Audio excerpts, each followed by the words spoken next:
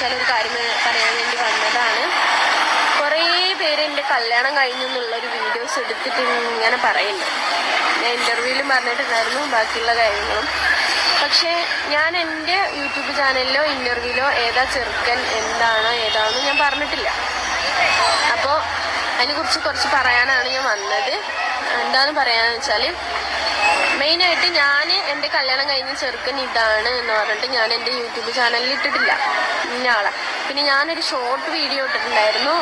ഞാൻ എൻ്റെ ഫ്രണ്ട്സും കൂടി വയനാട്ടിലും ബാക്കിയുള്ള സ്ഥലത്തും ഇങ്ങനെ ഞങ്ങൾ കറങ്ങാൻ പോയ സ്ഥലത്ത്, ഒരു ടൂറ് പോലെ പോയ സ്ഥലത്തെ വീഡിയോസ് എടുത്തിട്ട് ഞാൻ അപ്ലോഡ് ചെയ്തിട്ടുണ്ടായിരുന്നു. അത് കുറച്ച് പേരെടുത്തിട്ട് ഇങ്ങനെയുള്ള കാര്യങ്ങൾ, ഇതാണ് ഷാജിദാൻ്റെ ചെറുക്കൻ, അത് മെയിനായിട്ട് എടുത്തിട്ട് ചാനൽ സൂഫി സഫർ ഇസ്ലാമിക് ചാനൽ ഉണ്ടല്ലോ, അവരാണ് എടുത്തിട്ടത് ഷോർട്ട് വീഡിയോ. അതിൻ്റെ ഷോർട്ട് എടുത്തിട്ടിട്ട് പറഞ്ഞിട്ടാണ്. അസ്സലാമു അലൈക്കും വറഹ്മത്തുള്ളാഹി വബറകാതുഹു. ഏവർക്കും എൻ്റെ വ്ളോഗിലേക്ക് ഹൃദ്യമായ സ്വാഗതം. ആദ്യമായി വീഡിയോ കാണുന്നവർ തുടർന്നും വീഡിയോ ലഭിക്കാൻ സബ്സ്ക്രൈബ് ചെയ്ത് ബെൽ ബട്ടൺ അമർത്തി ആളമർത്തുക. വീഡിയോ ഇഷ്ടമായാൽ ലൈക്കും ഷെയറും കമൻറ്റും ചെയ്യുക. ഞാൻ ഇന്ന് പറയുന്നത്, ഞാൻ നിങ്ങളോട് കഴിഞ്ഞ വീഡിയോയിൽ പറഞ്ഞതുപോലെ ഇപ്പോഴും എൻ്റെ വാക്കിനും ഒരു വിശ്വാസ്യതയുമില്ലല്ലോ കാക്ക എന്ന് വിളിച്ച് പറയരുത്. അങ്ങനെ വിളിച്ച് കൂവാതിരിക്കാനാണ് ഞാൻ ഒരു മുൻകൂർ ജാമ്യം എടുക്കുന്നു. എന്തുകൊണ്ടെന്നാൽ ഓരോ പറയിപ്പിക്കുക എന്ന് നമ്മൾ പറയുമല്ലോ സാധാരണ, അവൻ എന്നെ വീണ്ടും പറയിപ്പിച്ചതാണ്, അവൾ എന്നെ വീണ്ടും പറയിപ്പിച്ചതാണ് എന്നതുപോലെ സാജിദായുടെ വ്ളോഗ് ചെയ്യൽ ഞാൻ നിർത്തി എന്ന് പറഞ്ഞതാണ്. പക്ഷേ അവൾ നിർത്തരുത് എന്ന് വീണ്ടും ഈ പെൺകുട്ടി പറയിപ്പിച്ചതാണ്. കാരണം ഇപ്പോൾ പുതിയ ഒരു വ്ളോഗ് അവളുടേത് വന്നു. അതിനെക്കുറിച്ച് എന്തെങ്കിലും ഒന്ന് പറയാതിരിക്കാൻ പറ്റില്ല. കാരണം മനുഷ്യൻ അങ്ങനെയാണ്. സത്യത്തിൽ അവൻ ഈ അന്യായങ്ങളോട്, അധർമ്മങ്ങളോട്, അതിക്രമങ്ങളോട് എന്താണ് മനസ്സ് രാജിയാവുകയില്ല. നമ്മൾ മനുഷ്യത്വം അതാണല്ലോ. ഈ സ്ത്രീക്ക് 5 കുഞ്ഞുങ്ങളുണ്ട് എന്ന് മനസ്സിലാക്കിയിട്ടാണ്. അവിടെ ജാതി നോക്കിയില്ല, മതം നോക്കിയില്ല, മനുഷ്യത്വം മാത്രമാണ് നോക്കിയത്. VK ബൈജുവിൻ്റെയോ ജാമിദയുടെയോ ആ ശൈലിയല്ല കേരളം മലയാളി സ്വീകരിച്ചത്. 48 കോടി കൊടുത്ത് റഹീമിൻ്റെ മോചനത്തിന് വേണ്ടി പ്രവർത്തിച്ച അതേ മലയാളി തന്നെയാണ് സാജിക്ക് പ്രവാസ ലോകത്തിരുന്ന്, അഥവാ സ്വന്തം വീട്ടിലേക്ക് പൈസ കൊടുക്കുന്നത് ചുരുക്കിയിട്ട്, ഞാനതാ പറയുന്നത്, സ്വന്തം വീട്ടിലേക്ക് ഒരു 10,000-ഉം 15,000-ഉം 20,000-ഉം അയച്ചു കൊടുക്കേണ്ട ബാധ്യതയുള്ള പ്രവാസി മലയാളികൾ. അവർക്ക് കുടുംബങ്ങളുണ്ട്. നമ്മൾ വിചാരിക്കുന്നത് മാതിരി ഒരു 15% മാത്രമേ പ്രവാസികൾക്ക് എന്തുള്ളൂ, സ്വന്തം ഭാര്യമാരും ഫ്ലാറ്റും ഒക്കെ ഉണ്ടായിട്ട് ആ പ്രവാസ ലോകത്ത് സന്തോഷകരമായ ജീവിതമുള്ളൂ. മറിച്ച് 90-80% വരുന്ന പ്രവാസികൾ ആ മണലാരണ്യത്തിലിരുന്ന് വെയിൽ കൊണ്ട് മഞ്ഞും കൊണ്ട് പ്രയാസം അനുഭവിച്ച് ഉരുകുകയാണ് യഥാർത്ഥത്തിൽ. ആദ്യകാലത്തൊക്കെ ഈ പ്രവാസ ലോകത്ത് പോയിട്ടുള്ളവരുടെ അനുഭവങ്ങളൊക്കെ നമ്മൾ കേട്ടിട്ടുണ്ട്, മനസ്സിലാക്കിയിട്ടുണ്ട്. 80-70കളിലൊക്കെ ശേഷമൊക്കെ ഒരു കുടുംബത്തിൽ അത്താണിയായിട്ട് പ്രവാസ ലോകത്തെത്തി, ഗൾഫിലെത്തി കണ്ണീര് കുടിച്ച് അവരുടെ കുടുംബത്തെ രക്ഷിക്കാൻ വേണ്ടിയിട്ട് ഏട്ടനെയും അനുജനെയും സഹോദരങ്ങളെ മുഴുവനും കൊണ്ടുവന്ന ചരിത്രമാണ് നമുക്കുള്ളത്. അപ്പോൾ ഇപ്പോഴും പ്രവാസികൾ 90-80% അങ്ങനെ തന്നെയാണ്. ആ പ്രവാസികൾ ഇവൾക്ക് അവരുടെ വയറ്, കുടുംബത്തിൻ്റെ വയറ് ഒന്ന് മുറുക്കി പൊടിച്ച് എന്ന് പറഞ്ഞാൽ ഒന്ന് മുറുക്കി, തുണി മുറുക്കിയെടുത്ത്, ആൻ്റണിയുടെ ഭാഷ പറഞ്ഞാൽ ഒന്ന് തുണി മുറുക്കിയെടുത്ത്. അങ്ങനെയാണല്ലോ നമ്മുടെ മുൻ പ്രതിരോധ മന്ത്രിയായിരുന്ന ആൻ്റണി പറയാറുണ്ട്. ജനങ്ങളോട് 2 കാര്യമേ എനിക്ക്, ഞാനിപ്പോൾ രാഷ്ട്രീയം പറയല്ല, പക്ഷെ പറഞ്ഞു വന്നപ്പോൾ പറയാണ്, ഈ പ്രജകളോട് എന്നും ആൻ്റണി പറഞ്ഞിട്ടുള്ളത് 2 വാക്കുകളാണ്. ഒന്ന്, നിങ്ങൾ കുറച്ച് കഷായം കുടിക്കേണ്ടി വരും, പിന്നെ അതിൻ്റെ കൂടെ തന്നെ പറയും, നിങ്ങൾ മുണ്ടൊന്ന് മുറുക്കി ഉടുക്കേണ്ടി വരും. ഈ 2 കാര്യത്തിനല്ലാതെ ഈ ആൻ്റണി വായ തുറന്നിട്ടില്ല കേരളത്തിൽ വന്നിട്ട്. ആലോചിച്ച് നോക്ക്. അപ്പോൾ എന്നതുപോലെയാണ് യഥാർത്ഥത്തിൽ ഈ മുണ്ട് മുറുക്കിയും കുറച്ച് കഷായം കുടിച്ചും നോക്കണം. യഥാർത്ഥത്തിൽ പ്രവാസ ലോകത്തുള്ള ഈ പ്രവാസി മലയാളികൾ ഇവൾക്ക് വേണ്ടി, എന്താ കാരണം, ഇത് അനാഥ കുട്ടികളെ സംരക്ഷിക്കൽ അത്രമാത്രം പ്രാധാന്യം പ്രത്യേകിച്ച് മുസ്ലിങ്ങളെ സംബന്ധിച്ച് അവർ അനാഥരെയും സംരക്ഷിക്കുന്നവരും ഞാനും ഇപ്രകാരമാണ് എന്ന് ആ പ്രവാചകൻ തൻ്റെ വിരലുകൾ ഉയർത്തിയിട്ടാണ് പറഞ്ഞത്. ഇതാ ഇങ്ങനെ. അപ്പോൾ അത് മനസ്സിലാക്കി അതിൻ്റെ പ്രത്യേകത, അതിൻ്റെ പുണ്യം ലഭിക്കുക, അതാണ് എന്ന് മനസ്സിലാക്കിക്കൊണ്ടാണ് അവർക്ക് ഈ പണമൊക്കെ ഒഴുക്കി കൊടുത്തത്. ആലോചിച്ച് നോക്കൂ നിങ്ങൾ. എന്നിട്ട് ഇപ്പോൾ അവിടെ ഇവരെ കബളിപ്പിച്ചിരിക്കുന്നു. യഥാർത്ഥത്തിൽ ഈ പറയുന്ന പ്രവാസികളെയും ഈ കേരളീയരെയും നാട്ടുകാരെയും മുഴുവൻ പറ്റിച്ച് ജീവിക്കുന്നു. അതാണ് അവർ പറയുന്ന വിശ്വാസതയില്ലാത്ത വാക്കുകൾ. മാത്രമല്ല അവരുടെ ഓരോ വാക്കും നിങ്ങൾ കേൾക്കുന്നില്ല. ഞാനത് ഇനി അവരുടെ ആ എന്താ പറയുക, അവരുടെ വീഡിയോയുടെ കഷ്ണം എടുത്ത് വെക്കാതിരിക്കാൻ ശ്രമിക്കുകയാണ് ഞാൻ. കാരണം അത് 2-3 കാരണങ്ങളുണ്ട്. ഒന്ന് എന്താണെന്ന് ചോദിച്ചാൽ അത് ഇനി പല കോപ്പി റൈറ്റ് അവൾ സ്വാഭാവികമായിട്ടും ഇവൾ പെടാൻ പോവുകയാണ്. എന്ത് തന്നെയായാലും ഇതിന് ഒരു 40 ദിവസം കട്ടാൽ 41-ൻ്റെ അന്ന് പൊളിയുമെന്ന് പറഞ്ഞതുപോലെ ഇവൾ ആകെ തൂറ്റപ്പാള എടുക്കും, അഥവാ കുത്തുപാള എടുക്കുന്ന അവസ്ഥയിലേക്കാണ് ഇപ്പോൾ കുറച്ച് ഹൈലൈറ്റ് ചെയ്ത് ഇങ്ങനെ വ്യൂവേഴ്സ് വർദ്ധിക്കുന്നുണ്ട്. പക്ഷേ അതൊന്നും ഒരു ശാശ്വതമായ സംവിധാനമല്ല. നമ്മൾ പറയുമല്ലോ, കെടാൻ പോകുന്ന തീ ഒന്ന് ആടിക്കത്തുമെന്ന് പറഞ്ഞതുപോലെയാണ്. യഥാർത്ഥത്തിൽ ഇവരുടെ ഇത്തരത്തിലുള്ള വ്ളോഗുകൾ ആളുകൾ കാണരുത്. എന്തുകൊണ്ടെന്നാൽ അതിൽ യാതൊരു പാഠവുമില്ലെന്ന് മാത്രമല്ല, പാഠമില്ല. അപ്പം നമ്മൾ ഒട്ടനേകം ഫാമിലി വ്ളോഗ് കാണുന്നവരാണല്ലോ.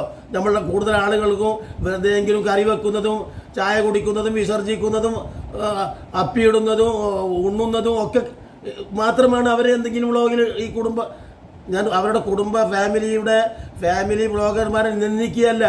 പക്ഷേ നിങ്ങളൊന്ന് ആലോചിച്ച് നോക്കും, ഫാമിലി വ്ളോഗിൽ ഒന്നും കണ്ടന്റില്ല. അതാണ് ഗുണകരമായ പാഠങ്ങളുമില്ല, ഗുണപാഠമില്ല. പക്ഷേ എന്നിട്ടും അത് യൂട്യൂബ് റെക്കമെൻഡ് ചെയ്യുന്നുണ്ട്. എന്താ കാരണം? സ്ത്രീകളുടെ അടുക്കളയിലേക്കാണ് അത് റെക്കമെൻഡ് ചെയ്തു പോണത്. എന്താ കാരണം? ഈ അടുക്കളയിൽ ഇരുന്ന് പെണ്ണുങ്ങൾ അവർ പലഹാരങ്ങളും കറി വെക്കുകയും അതോടൊക്കെ ചെയ്തുകൊണ്ടിരിക്കുമ്പോൾ ഇതിങ്ങനെ കണ്ടുകൊണ്ട് ആനന്ദിക്കുക. ഇന്ന് ആനന്ദിക്കാൻ വല്ലതുണ്ടോ? അതുമില്ല. അതുപോലെ ഞാൻ പറയുന്നത് ഇപ്പോൾ വിഷയം അതല്ല. അപ്പോൾ ഇത്തരത്തിൽ വിശ്വാസതയില്ലാത്ത ഈ പ്രവൃത്തിയുമായിട്ട് അവൾ മുന്നോട്ട് പോകുമ്പോൾ അവൾ പറയുകയാണ്, എന്ത് ആളുകൾ ധാരാളം കൊടുത്തു, ഈ കുട്ടികളെ സംരക്ഷിക്കട്ടെ, ആ പാവം ഒരു വ്ളോഗ് ചെയ്തിട്ടാണെങ്കിലും അവൾ രക്ഷപ്പെടട്ടെ. ഇപ്പോൾ അവൾ പറയുന്നു, ഞാൻ വിവാഹം ചെയ്തിട്ടേ ഇല്ല. എന്തായി പെണ്ണേ, നീ ഇത് പറയുന്നതോടുകൂടെ ഈ സറഫലി എന്ന് പറയുന്ന എൻ്റെ അപ്പുറത്തുള്ള പൂവാലൻ്റെ കഥ എന്തായി? അവനിനി ഒരു ജീവിതം കിട്ടുമോ? അത് നീ ആലോചിച്ചോ? ആ സറഫലി എന്ന് നീ പേര് പറഞ്ഞ് ഒരു റീലിടുന്നുണ്ട്. ആ റീലിൽ നീ ഏതോ ചില വ്ളോഗർമാരെ കുറ്റം പറഞ്ഞിട്ട് കാര്യമില്ലല്ലോ. ഓൻ തടി തപ്പി പ്രവാസ ലോകത്തേക്ക് പാഞ്ഞ് ഇനി അവന് എന്താ പറയുക, ഒരിക്കലും നാട്ടിലൊന്ന് തലനീർത്തി നടക്കാൻ ഇനി അവൻ മയ്യത്താവുന്നത് വരെ, അവൻ ജീവിക്കുന്നിടത്തോളം കാലം അവനും അവൻ്റെ കുടുംബത്തിനും ഒന്ന് തലനീർത്തി നടക്കാൻ കഴിയില്ല. ഉറപ്പല്ലേ?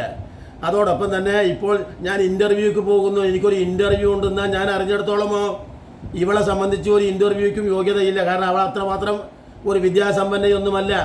കാരണം വിദ്യാഭ്യാസ യോഗ്യതയോ മാത്രമല്ല, എന്താ പറയുക, ഒരു ഡിഗ്രി സർട്ടിഫിക്കറ്റോ അത് മാത്രമല്ല 36 വയസ്സായിട്ടുള്ള ഒരു പെണ്ണ് എന്ത് ഇൻ്റർവ്യൂക്കാണ് ഇനി പോകുന്നത്? നിങ്ങൾ ശ്രോതാക്കളെ നിങ്ങളിത് ശ്രദ്ധിച്ചു നോക്കൂ.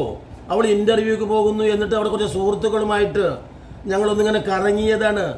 നോക്ക്, റിസോർട്ടുകളിൽ മുഴുവനും ഈ പൂവാലന്മാരുമൊത്ത് ഈ സാജിദ നോക്ക് മുറിയെടുത്ത് താമസിക്കുന്നതിൻ്റെ വീഡിയോ പുറത്തു വന്നിട്ടുണ്ട്. ഇത് വെറുതെ അങ്ങോട്ട് പറയല്ല, ആലോചിച്ച് നോക്കൂ.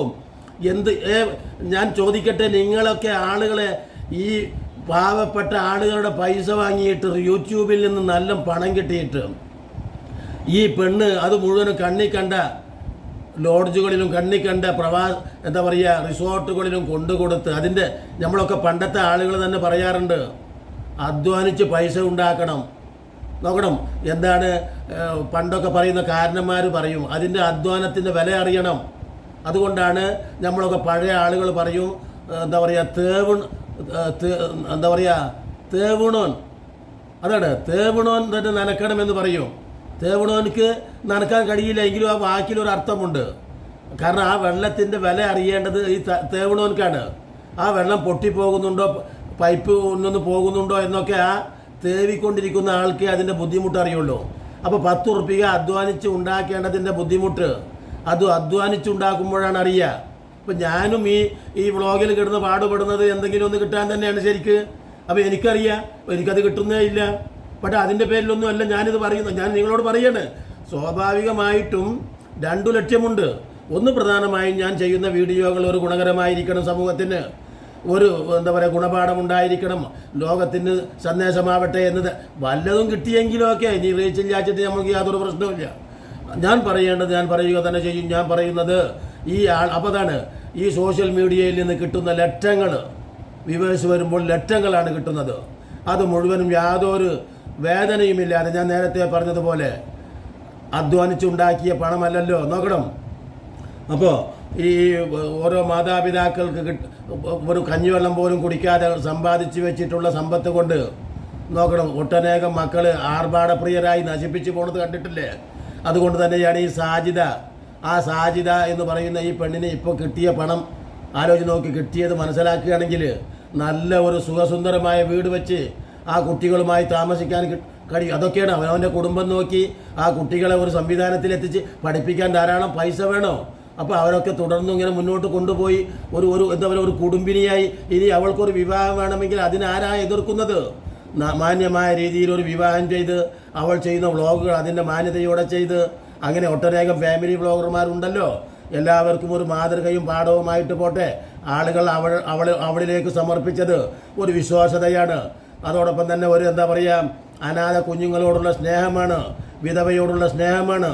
ഇതൊക്കെ അവൾ കളഞ്ഞു കുളിച്ച് ഈ കിട്ടുന്ന പൈസ മുഴുവനും അടിച്ചു മാറ്റിയിട്ട് റിസോർട്ടുകൾ മുഴുവനും നടന്ന് കണ്ണിക്കണ്ട ചക്കന്മാരുമായി കോത്തുപിടിച്ച് എന്നിട്ട് ഞാനിത് അതൊക്കെ പെൺകുട്ടികൾ ശരിക്കും കോത്തുപിടിച്ച് നടക്കേണ്ടത് ഫ്രണ്ട്സ് എന്ന് പറയുന്നത് പെൺകുട്ടികളുമായിട്ടാണ്.